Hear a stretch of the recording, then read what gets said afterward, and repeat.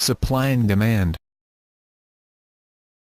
In microeconomics, supply and demand is an economic model of price determination in a market. It concludes that in a competitive market, the unit price for a particular good will vary until it settles at a point where the quantity demanded by consumers will equal the quantity supplied by producers, resulting in an economic equilibrium for price and quantity. The four basic laws of supply and demand are 37. If demand increases, demand curve shifts to the right, and supply remains unchanged, a shortage occurs, leading to a higher equilibrium price. If demand decreases, demand curve shifts to the left, supply remains unchanged, a surplus occurs, leading to a lower equilibrium price. If demand remains unchanged and supply increases, supply curve shifts to the right, a surplus occurs, leading to a lower equilibrium price. If demand remains unchanged and supply decreases, supply curve shifts to the left, a shortage occurs, leading to a higher equilibrium price. Graphical representation of supply and demand. Although it is normal to regard the quantity demanded and the quantity supplied as functions of the price of the good, the standard graphical representation, usually attributed to Alfred Marshall, has price on the vertical axis and quantity on the horizontal axis, the opposite of the standard convention for the representation of a mathematical function. Since determinants of supply and demand other than the price of the good in question are not explicitly represented in the supply-demand diagram, changes in the values of these variables are represented by moving the supply and demand curves, often described as shifts in the curves. By contrast, responses to changes in the price of the good are represented as movements along unchanged supply and demand curves. Supply schedule. A supply schedule is a table that shows the relationship between the price of a good and the quantity supplied. Under the assumption of perfect competition, supply is determined by marginal cost. Firms will produce additional output while the cost of producing an extra unit of outputs is less than the price they would receive. A tax would decrease supply, shifting costs up, while a discount would increase supply, shifting costs down and hurting producers as producer surplus decreases. By its very nature, conceptualizing a supply curve requires the firm to be a perfect competitor, namely requires the firm to have no influence over the market price. This is true because each point on the supply curve is the answer to the question: if this firm is faced with this potential price, how much output will it be able to and willing to sell? If a firm has market power, its decision of how much output to provide to the markets influences the market price, then the firm is not faced with any price, and the question is meaningless. Economists distinguish between the supply curve of an individual firm and between the market supply curve. The market supply curve is obtained by summing the quantities supplied by all suppliers at each potential price. Thus, in the graph of the supply curve, individual firms' supply curves are added horizontally to obtain the market supply curve. Economists also distinguish the short-run market supply curve from the long-run market supply curve. In this context, two things are assumed constant by definition of the short run: the availability of one or more fixed inputs, typically physical capital, and the number of firms in the industry. In the long run, firms have a chance to adjust their holdings of physical capital, enabling them to better adjust their quantity supplied at any given price. Furthermore, in the long run, potential competitors can enter or exit the industry in response to market conditions. For both of these reasons, long-run market supply curves are flatter than their short-run counterparts. The determinants of supply are: production costs, how much a good costs to be produced. Production costs are the cost of the inputs, primarily labor, capital, energy and materials. Production costs depend on the technology used in production, and/or technological advances. C. Productivity, firms' expectations about future prices, number of suppliers. Demand schedule. A demand schedule, depicted graphically as the demand curve, represents the amount of some good that buyers are willing and able to purchase at various prices, assuming all determinants of demand other than the price of the good in question, such as income, tastes and preferences, the price of substitute goods, and the price of complementary goods, remain the same. Following the law of demand, the demand curve is almost always represented as downward sloping, meaning that as price decreases, consumers will buy more of the good. Just like the supply curves reflect marginal cost curves, demand curves are determined by marginal utility curves. Consumers will be willing to buy a given quantity of a good, at a given price, if the marginal utility of additional consumption is equal to the opportunity cost determined by the price, that is, the marginal utility of alternative consumption choices. The demand schedule is defined as the willingness and ability of a consumer to purchase a given product in a given frame of time. It is aforementioned that the demand curve is generally downward sloping. There may be rare examples of goods that have upward sloping demand curves. Two different hypothetical types of goods with upward sloping demand curves are given goods, an inferior but staple good, and Veblen goods, goods made more fashionable by a higher price. By its very nature, conceptualizing a demand curve requires that the purchaser be a perfect competitor, that is, that the purchaser has no influence over the market price. This is true because each point on the demand curve is the answer to the question: if this buyer is faced with this potential price, how much of the product will it purchase? If a buyer has market power, so its decision of how much to buy influences the market price, then the buyer is not faced with any price, and the question is meaningless. Like with supply curves, economists distinguish between the demand curve of an individual and the market demand curve. The market demand curve is obtained by summing the quantities demanded by all consumers at each potential price.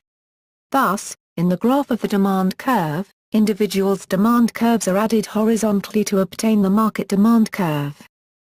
The determinants of demand are income, tastes and preferences, prices of related goods and services, consumers' expectations about future prices and incomes that can be checked, number of potential consumers.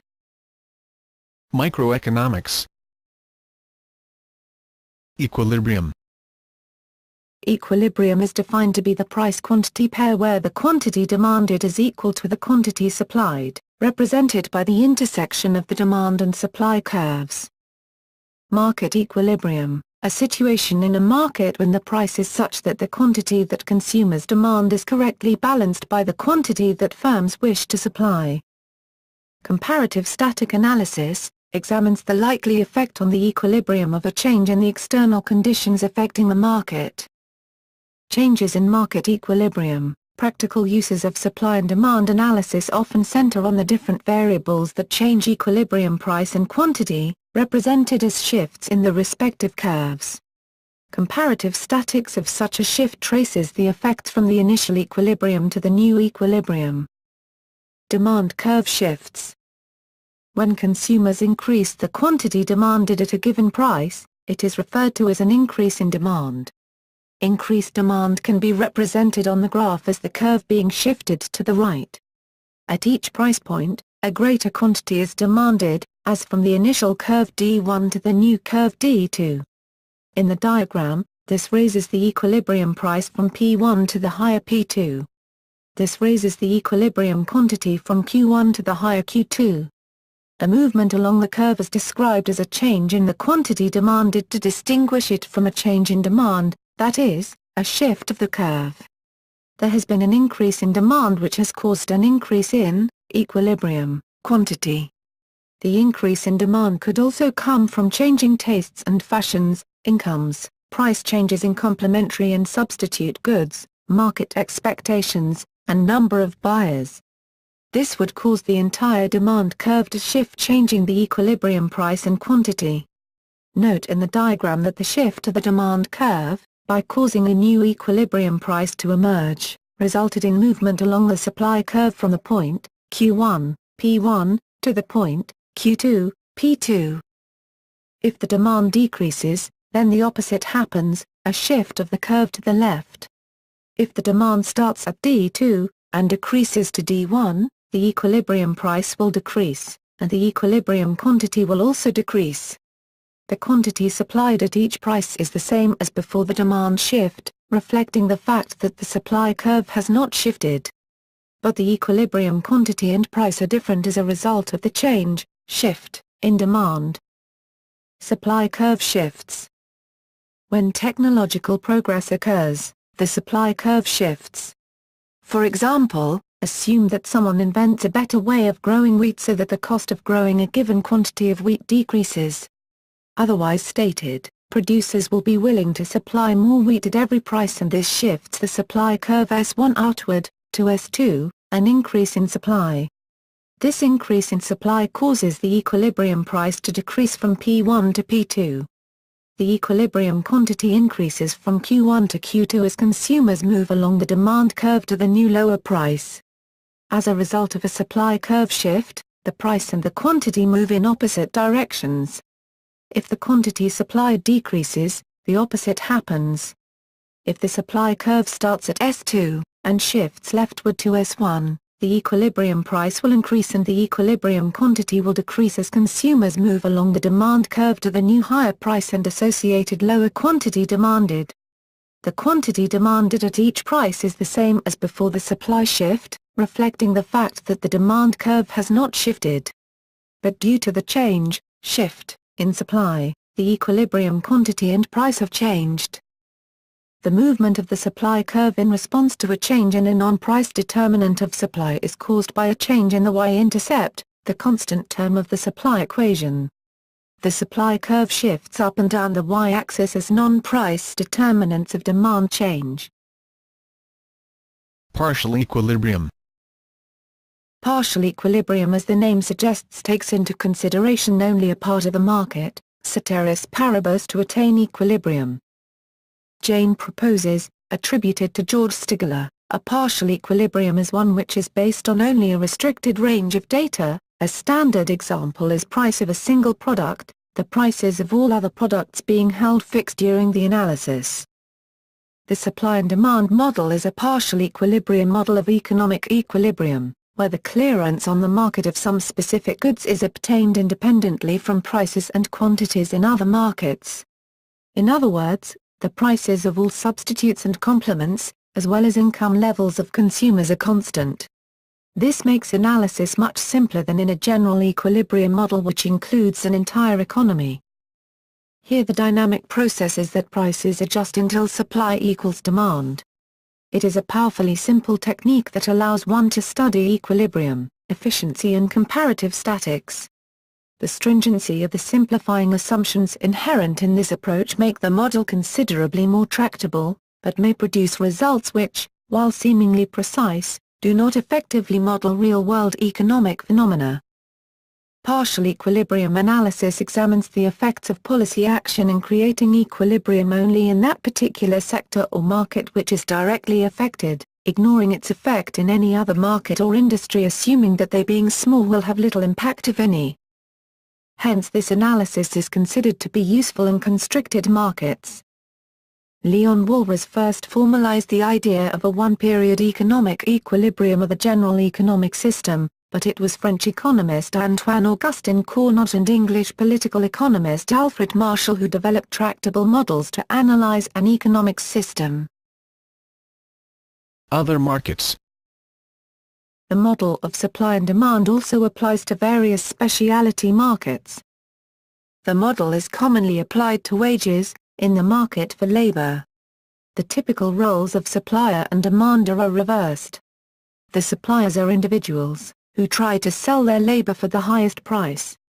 The demanders of labor are businesses, which try to buy the type of labor they need at the lowest price.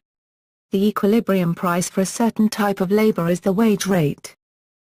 A number of economists, for example Pierangelo Gagnani, Robert L. Vieno, and Arrigo Opocha and Ian Steedman, building on the work of Piero Sraffa, argue that this model of the labor market, even given all its assumptions, is logically incoherent.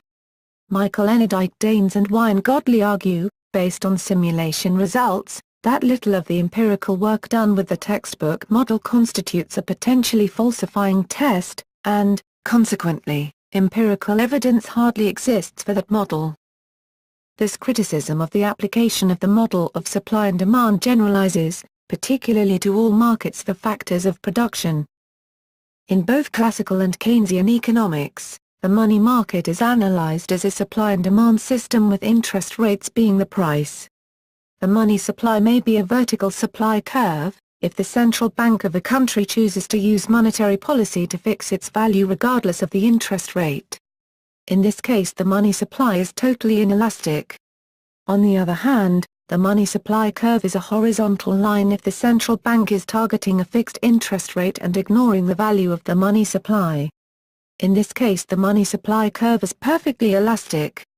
The demand for money intersects with the money supply to determine the interest rate. Empirical estimation. Demand and supply relations in a market can be statistically estimated from price, quantity, and other data with sufficient information in the model. This can be done with simultaneous equation methods of estimation in econometrics. Such methods allow solving for the model-relevant structural coefficients, the estimated algebraic counterparts of the theory. The parameter identification problem is a common issue in structural estimation.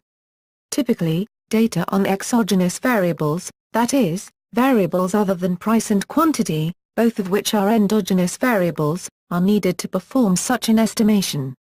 An alternative to structural estimation is reduced form estimation, which regresses each of the endogenous variables on the respective exogenous variables. Macroeconomic uses of demand and supply. Demand and supply have also been generalized to explain macroeconomic variables in a market economy, including the quantity of total output and the general price level. The aggregate demand-aggregate supply model may be the most direct application of supply and demand to macroeconomics, but other macroeconomic models also use supply and demand. Compared to microeconomic uses of demand and supply, different, and more controversial, theoretical considerations apply to such macroeconomic counterparts as aggregate demand and aggregate supply. Demand and supply are also used in macroeconomic theory to relate money supply and money demand to interest rates, and to relate labor supply and labor demand to wage rates. History. According to Hamid S. Hosseini, the power of supply and demand was understood to some extent by several early Muslim scholars, such as 14th-century Mamluk scholar Ibn Taymiyyah, who wrote, "If desire for goods increases while its availability decreases, its price rises. On the other hand, if availability of the good increases and the desire for it decreases, the price comes down." John Locke's 1691 work Some Considerations on the Consequences of the Lowering of Interest and the Raising of the Value of Money includes an early and clear description of supply and demand and their relationship. In this description, demand is rent. The price of any commodity rises or falls by the proportion of the number of buyer and sellers, and that which regulates the price is nothing else but their quantity in proportion to their rent. The phrase supply and demand was first used by James Denham Stewart in his Inquiry into the Principles of Political Economy, published in 1767. Adam Smith used the phrase in his 1776 book The Wealth of Nations, and David Ricardo titled one chapter of his 1817 work Principles of Political Economy and Taxation on the Influence of Demand and Supply on Price. In The Wealth of Nations, Smith generally assumed that the supply price was fixed but that its merit, value, would decrease as its scarcity increased, in effect what was later called the law of demand also. Ricardo, in Principles of Political Economy and Taxation, more rigorously laid down the idea of the assumptions that were used to build his ideas of supply and demand. Antoine-Augustin Cournot first developed a mathematical model of supply and demand in his 1838 researches into the mathematical principles of wealth, including diagrams. During the late 19th century the marginalist school of thought emerged. This field mainly was started by Stanley Jevons, Carl Menger, and Leon Walras. The key idea was that the price was set by the most expensive price, that is, the price at the margin. This was a substantial change from Adam Smith's thoughts on determining the supply price. In his 1870 essay on the graphical representation of supply and demand, Fleming-Jenkin in the course of Introduc the diagrammatic method into the English economic literature published the first drawing of supply and demand curves therein. including comparative statics from a shift of supply or demand and application to the labor market. The model was further developed and popularized by Alfred Marshall in the 1890 textbook Principles of Economics. Criticisms. At least two assumptions are necessary for the validity of the Standard Model. First, that supply and demand are independent. Second, that supply is constrained by a fixed resource. If these conditions do not hold, then the Marshallian model cannot be sustained. Sraffa's critique focused on the inconsistency, except in implausible circumstances, of partial equilibrium analysis and the rationale for the upward slope of the supply curve in a market for a produced consumption good. The notability of Sraffa's critique is also demonstrated by Paul A. Samuelson's comments and engagements with it over many years. For example, aggregate excess demand in a market is the difference between the quantity demanded and the quantity supplied as a function of price.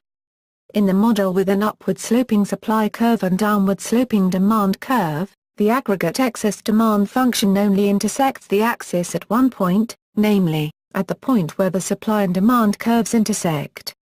The Sonninen-Mantel-Debreu theorem shows that the Standard Model cannot be rigorously derived in general from general equilibrium theory.